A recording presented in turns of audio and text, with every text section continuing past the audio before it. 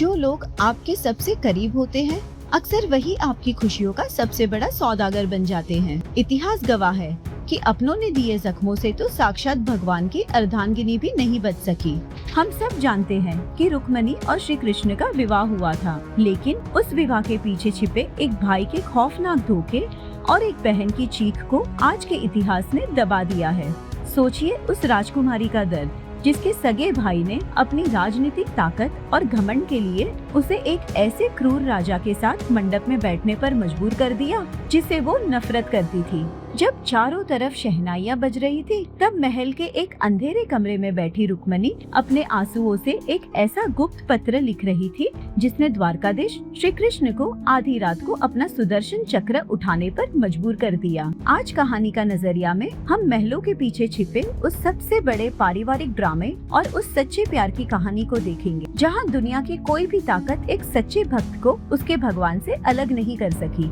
रुक्मणी जानती थी कि उनके पास समय बहुत कम है। अगले ही सुबह उनकी बारात आने वाली थी और उनके सगे भाई रुक्मी ने पूरे महल को सैनिकों के पहरे में कैद कर दिया था। ऐसी बेबसी में उन्होंने एक गुप्त ब्राह्मण के हाथ द्वारकाधीश को संदेश भेजा।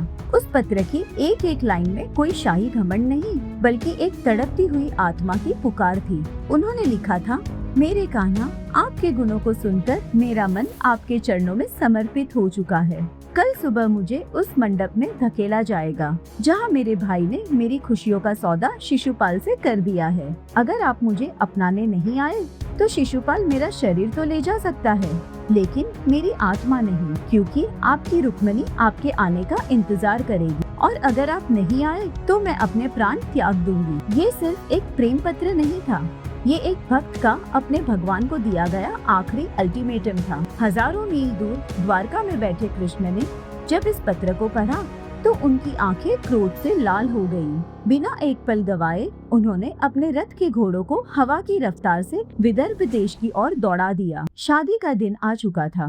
पूरा विदर्भ देश जश्न में डूबा था, लेकिन रुक्मणी का दिल पल पल डूब रहा था। परंपरा के मुताबिक दुल्हन को नगर के मंदिर में देवी पूजा के लिए जाना था। जैसे ही रुक्मणी मंदिर की सीढ़ियों से नीचे उतरी, वहाँ खड़े हजारों सैनिकों और राजाओं की सांसें थम गयी, क्योंकि ठीक उसी पल धूल का एक बवंडर उठा और हवा को चीरता हुआ श्री कृष्ण का रथ सीधे मंदिर के द्वार पर आकर रुक गया। बिना एक सेकंड गवाए कृष्ण ने अपना हाथ आगे बढ़ाया और रुक्मणी को खींचकर अपने रथ पर सवार कर लिया। ये देखकर पूरे साम्राज्य में हड़कंप मच गया। भगवान ने भरी सभा के सामने अपने घमंडी दुश्मनों की आंखों में धूल झोंक दी थी।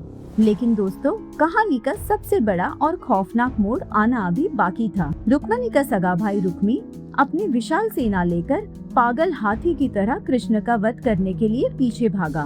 उसने चिल्लाकर कहा, कृष्ण, आज तो मेरी बहन को लेकर जिंदा नहीं बच सकता।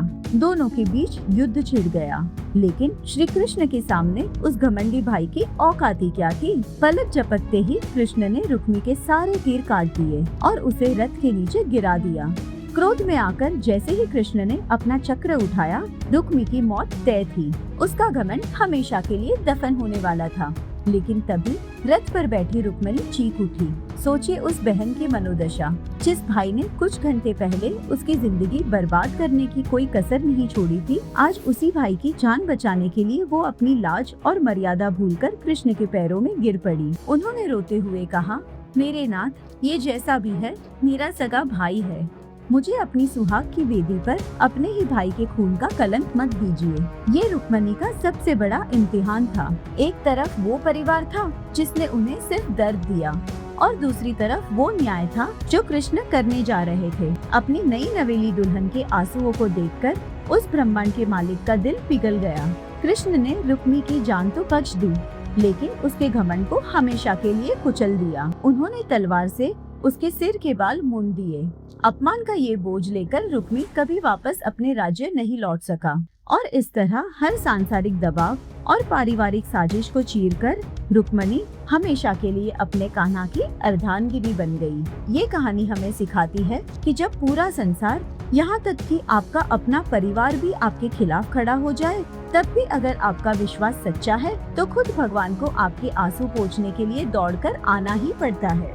यही है इंसानी रिश्तों और इस पावन भक्ति को देखने का असली कहानी का नजरिया। अगर रुक्मणी के इस दर्द और कान्हा के इस सच्चे प्रेम ने आज आपके दिल को छुआ है तो इस वीडियो को अपने दोस्तों के साथ जरूर शेयर करें। चैनल को अभी के अभी सब्सक्राइब करें ताकि इतिहास के ऐसे छुपे हुए भावुक पन्ने हम आपके सामने लाते रहें। कमेंट्स में लिखना मत भूलिएगा। राधे राधे।